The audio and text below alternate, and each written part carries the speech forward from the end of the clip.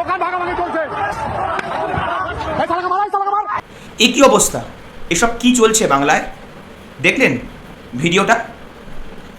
আপনি ভেবে দেখুন, আপনারা সবাই ভেবে দেখুন যে 2019 সালের আগে, অর্থাৎ বিজেপি যবে থেকে ক্ষমতা একটু হলেও পেয়েছে, একটু হলেও বাংলার রাজনীতিতে প্রাসঙ্গিক হয়ে উঠেছে, তার আগে আপনি কোনোদিনও এ ধরনের কোনো দৃশ্য, এ ধরনের কোনো ভিজুয়াল কোথাও দেখেছেন? বাংলার কোথাও, উত্তরপ্রদেশ, বিহার, মধ্যপ্রদেশ, মানে গো বলয়তে এই সমস্ত দৃশ্য হয়তো আগেও দেখে থাকতে পারেন বা দেখেছেন, অবশ্যই দেখেছেন।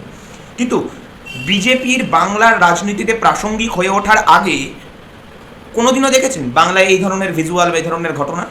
আমি তো দেখিনি, আমরা কেউই হয়তো দেখিনি। এই ঘটনাগুলো সামনে এসছে, এই ধরনের ঘটনা বেড়েছে যবে থেকে বিজেপি বাংলার রাজনীতিতে প্রাসঙ্গিক হয়েছে।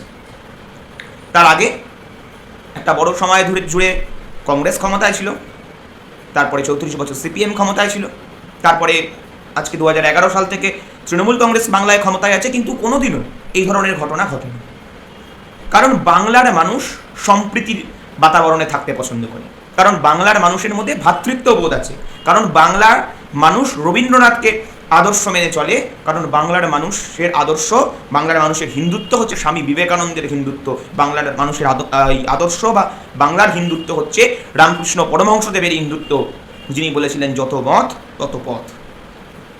বাংলার মানুষ কোনোদিনও জাতিতে ধর্মে ভেদাভেদ শেখেনি। আর আজ এই বিজেপির সাম্প্রদায়িক বিষ থেকে জন্মানো কিছু বাঁদর, কিছু কীট পতঙ্গ উড়ে এসে জুড়ে বসেছে বাংলার মাটিতে, যারা বাংলার সম্মানকে কলুষিত করছে, যারা বাঙালির সম্মানকে কলুষিত করছে, যারা বাঙালির যে একটা রাজনৈতিক বাতাবরণ, সেই রাজনৈতিক বাতাবরণকে বিষিয়ে দিচ্ছে। এই নর্থ ইন্ডিয়ান কালচার, এই গো বলয়ের কালচার বাংলায় আনার চেষ্টা করছে। দেখুন, পুজো যে কেউ করতে পারে, এটা নিজের ধর্মের ব্যাপার, সে তার মতন পুজো করবে, ইবাদত করবে বা যা করবে করবে, সে তার নিজের মতন ভগবান আল্লাহ গডের নামে প্রার্থনা করবে করবে, 100বার সবার লিবার্টি আছে। কিন্তু এটা কি ধরনের পুজো? কাট্টা নিয়ে, বন্দুক নিয়ে, লাঠি নিয়ে, তলোয়ার নিয়ে, দোকান ভেঙে, খুজ্জুতু করে, গুন্ডামি করে, এটা পুজো? এটা তো গুন্ডামি চলছে, ওপেন রাস্তায় গুন্ডামি। আর কিছু নির্লজ্জ লোক এই জিনিসটাকে ডিফেন্ড করছে কি, হ্যাঁ অমুক জায়গায় কি হয়েছিল, অমুক জায়গায় কি হয়েছিল, তমুক জায়গায় কি হয়েছিল, সেটা দিয়ে তোমার ক্রাইম ডিপেন্ড হয় না। এটা ক্রাইম, এটা ক্রিমিনাল অ্যাক্টিভিটি। কতগুলো জানোয়ার, কতগুলো গুন্ডামি করে বেড়াচ্ছে রাস্তায়, ওপেনলি ভাঙচুর করছে, হুলিগানিজম চলছে, এগুলো। এটা হচ্ছে বিজেপির আসল চরিত্র।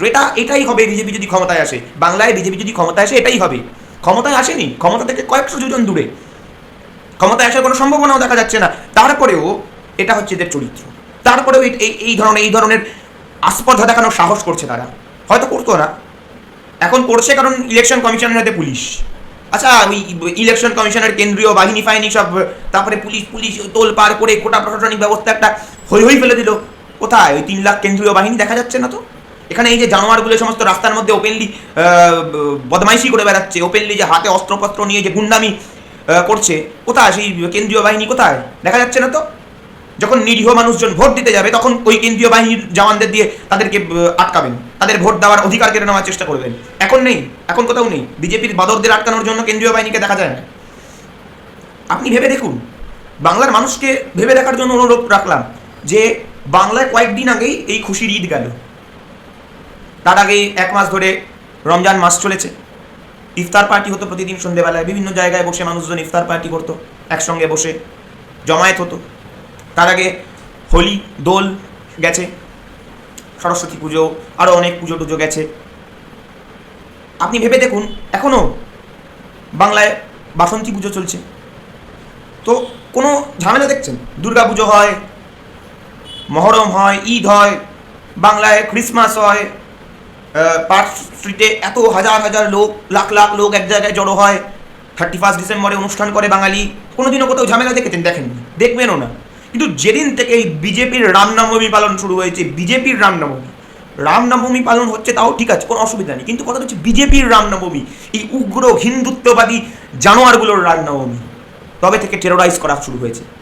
রামনবমী কতগুলো আতঙ্কবাদী সংগঠন, কতগুলো জঙ্গি সংগঠন রামনবমীকে, রামের নামকে ব্যবহার করে রামকে কলুষিত করা, প্রভু শ্রীরামের নাম ব্যবহার করে রামকে কলুষিত করা, এবং শুধু তাই নয়, সাধারণ মানুষ এর মধ্যে একটা ভীতি সন্ত্রাসের পরিবেশ তৈরি করা, কতগুলো সন্ত্রাসবাদী সংগঠন থেকে এইগুলো করে। কি ভাবছেন এরা কোনো মানে হিন্দু কোনো ধর্মীয় সংগঠন, এরা আপনার ধর্মের খুব উন্নতি করছে, এরা হিন্দু ধর্মের বিরাট রক্ষক? না, এরা হচ্ছে টেরোরিস্ট। যেমনভাবে ইসলামিক টেরোরিস্ট সংগঠনগুলো তারা দাবি করে তারা বিরাট উন্নতি করছে মুসলমানদের, কিন্তু তারা নয়, অ্যাকচুয়ালি তারা তাদের ধর্মকে কলুষিত করছে, অপমানিত করছে। ঠিক তাই কোনো ধর্ম বিভেদের কথা বলে না, কোনো ধর্ম বলে না লোককে গিয়ে মারো, গরিবদের দোকান ভেঙে দাও, এটা তোমার ধর্মের উন্নতি হবে, কোনো ধর্ম বলে না। এরাও তাই করছে। এরা গরিবের দোকান ভেঙে, এরা লোককে মারধর করে ভাবছে এরা ধর্মের উন্নতি করছে। এই গানলগুলো ভাবছে যারা এই সমস্ত করছে, আর কারণ তাদের প্রভুরা, তাদের মাস্টাররা তাদেরকে এটা বুঝিয়েছে, কিন্তু অ্যাকচুয়ালি তারা বসে চেয়ারে বসে মজা দেখছে, কারণ তাদের রাজনৈতিক সুবিধা করতে হবে তার জন্য। অ্যাকচুয়ালি এরা কোনো ধর্মের ভালো চায় না, এরা হচ্ছে প্রতিটা ধর্মের শত্রু। এই এলিমেন্টগুলো, এই ফ্রিঞ্জ এলিমেন্টগুলো, এই গদ্দারগুলো, ধর্মের গদ্দার, এরা প্রতিটা ধর্মকে অপমানিত করে, কলুষিত করে। এগুলো একটা টেরোরিস্ট। এগুলোকে চিহ্নিত করুন এবং বুঝুন যে বিজেপি আসলে এদেরই রাজত্ব হবে। বিজেপি বাংলার সংস্কৃতির থেকে কয়েকশো যোজন দূরে।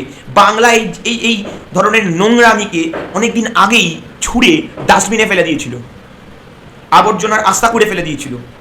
আর সেই আস্তাকুড় থেকে এরা ওই নোংরা সংস্কৃতিটাকে তুলিয়ে কাছিয়ে নিয়ে আসার চেষ্টা করছে বাংলায়, ওটাকে বাংলায় চারিদিকে ছড়িয়ে দিয়ে দুর্গন্ধ ছড়ানোর চেষ্টা করছে। তাই এই দুর্গন্ধ যুক্ত এই আবর্জনা, এই নোংরা সংস্কৃতির যে ধারক বাহক বিজেপি, গোবলয়ের উগ্র হিন্দুত্ববাদকে দিয়ে বিবেকানন্দের হিন্দুত্ববাদ, রামকৃষ্ণ পরমহংসদেবের হিন্দুত্বকে রামকৃষ্ণ বিবেকানন্দের হিন্দুত্বকে চাপা দিয়ে দেওয়ার যে চেষ্টা করছে, তার বিরুদ্ধে কাঠ্ঠা হন, একজোট হন এবং যাকেই ভোট দিন বিজেপিকে দেবেন না। No vote to BJP. কারণ বিজেপি বাঙালির পার্টি নয়, বিজেপি বাংলার পার্টি নয়। শুধু বাংলার বলা ভুল, বিজেপি একটা সংবিধান বিরোধী পার্টি। বাংলা বিরোধী তো অবশ্যই, তার সঙ্গে সঙ্গে বিজেপি একটা সংবিধান বিরোধী পার্টি। ভারতের তৈরি হওয়ার পেছনে যে মূল ধারণা ছিল, মূল যে ভাবনা চিন্তা ছিল, সেইটার মূল ধারণার বিরোধী এই বিজেপি। এই বিজেপিকে রিজেক্ট করাটা আপনার অবশ্য কর্তব্য, আপনার ডিউটি এটা।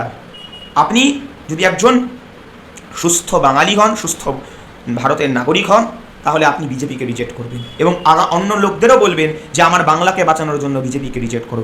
No vote to BJP. আপনি যে দলের সমর্থক হন, আপনি আপনার পছন্দের দলকে সমর্থন করুন, তৃণমূল, সিপিএম, কংগ্রেস, কিন্তু বিজেপিকে নয়। No vote to BJP. এই দায়িত্বটা নিজের কাঁধে তুলে নিন বাঙালি হিসাবে।